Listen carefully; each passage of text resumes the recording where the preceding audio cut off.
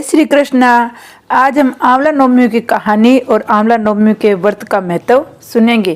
कार्तिक महीने के शुक्ल पक्ष की नवमी पर आंवले के पेड़ की पूजा के साथ व्रत किया जाता है। इसे आंवला नवमी कहते हैं। ऐसा करने से मिलने वाला पुण्य कभी खत्म नहीं होता है, इसलिए इसे अक्षय नवमी भी कहते हैं। इस बार ये व्रत 21 नवंबर को किया जाएगा। इस दिन आंवले के पेड़ का पूजन करके परिवार के लिए आरोग्यता एक सुख समृद्धि की कामना की जाती है। कार्तिक शुक्ल नवमी को इस दिन ही व्रत किया जाता है। इसके करने से व्रत, पूजन, तर्पण आदि का फल अक्षय हो जाता है, इसलिए इसे अक्षय नवमी भी कहते हैं। इस कुसमांडा नवमी भी कहती हैं। इस दिन कुसमांडू से गुप्त दान, श्रवण, चांदी, रुपया, पैसा रखकर गंध, पुष्प, अक्षय से पूजा करके गोदर्थ फल अन्न दक्षिणा के साथ योग्य ब्राह्मण को दान देने से विशेष फल मिलता है। गाय, पृथ्वी, श्रवण था वस्त्र, आभूषण, आंवला आदि का दान करने से ब्रह्म हत्या जैसे महापाप का भी विनाश हो जाता है। इस दिन स्नान आदि करके पूरे की ओर मुख करके आंवले के वृक्ष को ओम नमः भगवते विधि द्वारा पूजन करते हैं। फिर वृक्ष की जड़ में दूध की धारा देकर पेड़ के चारों ओर सूत लपेट कर कपूर या घी की बत्ती से आरती करके 108 परिक्रमाएं लगाते हैं। पूजन सामग्री में जल, रोली, अक्षत, गुड़, पतासे, दीपक और आंवले होने चाहिए। ब्राह्मण ब्राह्मणी को भोजन कराकर दक्षिणा देनी चाहिए, फिर से भोजन करे। इस दिन भोजन में आंवला अवश्य होना चाहिए। आंवला नवमी की कहानी सुनेंगे। एक आंवला राजा था। वह रोज 100 मन आंवले का दान करता था, बाद में खाना खाता था। एक दिन उसके बेटे और भगवान ने सोचा, रोज इतने आंवले का दान करोगे सारा धन खत्म हो जाएगा, इसलिए इनका दान करना बंद कर देना चाहिए।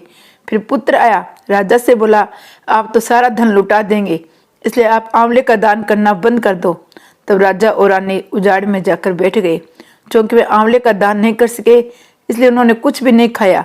तब भगवान ने सोचा, अगर हमने इसका मान नहीं रखा तो दुनिया में कोई नहीं मानेगा। तब भगवान ने सपने में कहा, तुम उठो, तुम्हारे पहले जैसी रसोई हो गई है, आंवले का वृक्ष लगा हुआ है, तुम दान करो और जीम लो। तब राजा रानी ने उठकर देखा तो पहले जैसा राजपाट हो गया है, सोने के आंवले बड़े हैं, वृक्ष भी लगा हुआ है। तब राजा रानी 100 मन आंवले का दान करने लगे।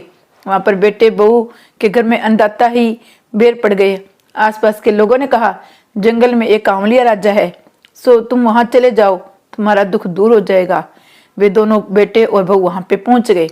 वहां पर रानी अपने बेटे और बहू को देखकर पहचान गई। अपने पति से बोली, इन दोनों से काम तो कम कराओ, मजदूरी ज्यादा देना। एक दिन रानी ने अपने बहू से बुलाकर कहा, मुझे सिर सहित नहला दो। बहू सिर धोने लगी। बहू की आंख से आंसू निकलकर रानी की पीठ पर पड़ने लग गए। तब रानी बोली, मेरी पीठ पर आंसू गिरे हैं, मुझे कारण बताओ। बहू बोली, मेरी भी सास की पीठ पर ऐसा ही मत था, वह 1 मन आंवले का दान करती और हमने उन्हें घर से निकाल दिया। तो सासू बोली, हम तुम्हारे सास ससुर है, तुमने हमें निकाल दिया, परंतु भगवान ने हमारा सत रख लिया। हे भगवान, जैसे राजा रानी का सत रखा वैसा सबका रखना, हमारा भी रखना, हमारे परिवार का भी रखना, हमारे बहन बेटियों का भी रखना।